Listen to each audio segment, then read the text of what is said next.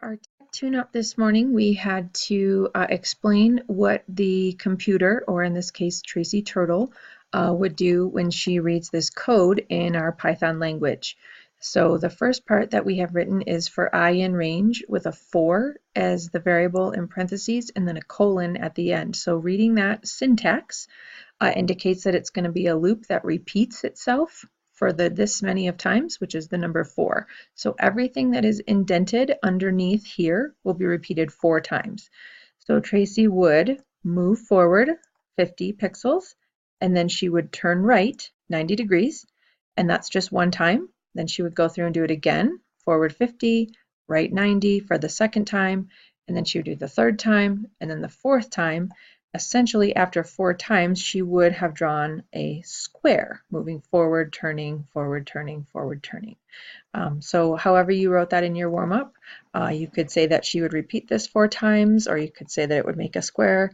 That would be fine, but just showing that you're understanding how to read those loops and how to write those loops. Okay, once you get back to your seat, we're going to switch over to our Code HS programming. And make sure you get into the course and click on section 2, which has the turtle. So you're programming Tracy Turtle with our Python code. You guys all may be in different areas, any one of these up here from working in the past few days of class. Today we are all going to open up number 6, which is called comments, and we're going to practice working on comments. When you get into comments, of course, it's going to start you with a video and explain the 2 different kinds of comments. And then they'll give you the quick quiz to make sure you understand it.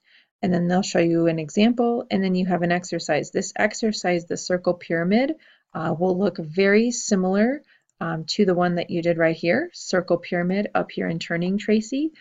So when you're in that one, if it doesn't bring it over for you, you can go ahead and go back to that one and copy and paste that code so you don't have to write it again. Just you'll work on adding the comments because that's what we're practicing.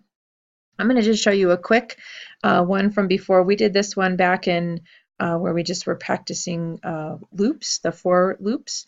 I'm going to show you the 2 different ways to do comments. So the first one is if you want to write a long comment, like about a whole program or something, you start with 3 quotes, so 3 quotation marks, and then you can press enter because for this one you can write as much as you want, and then I'll show you how to end it. So I would just say this program, get rid of that really quick. This program will have Tracy draw a dotted line all the way across the screen from one side to the other. In this one, oops, I can press enter, and that because it's multi-line, and then to close this, I would just do my 3 quotation marks. So whenever the computer, in this case Tracy, is reading something like this, with these 3 quotes to start and with these 3 quotes to end and whatever's in the middle, basically she or the computer would ignore it because it's not written in Python language, it's just written in your own English language, just like speaking to a friend.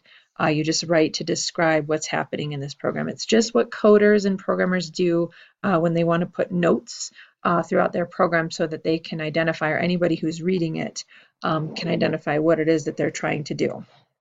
If you want to just do a quick single line, we always start those with a hashtag.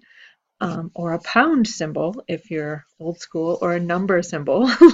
But you put this hashtag symbol to begin this, and then you again can just write in English, just explaining whatever it is that you want to do. So this first part here, lines 7 and 8, what I'm doing with that language of Python to get the computer to do that, to get Tracy to do that, is I just want her to lift her pen and get back to the beginning of the screen.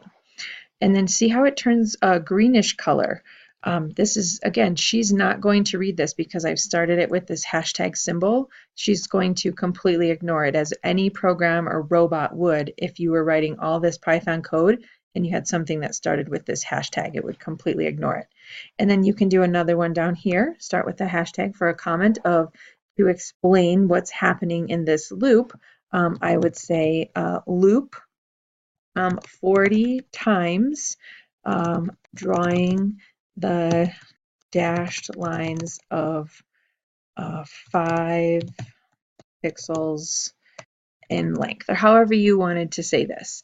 But that's what this part right here is doing. So if I was going through and reading your code and I couldn't figure out what you were trying to do in this part, I could look up here at your comment and see what it is that you had written there to help explain that.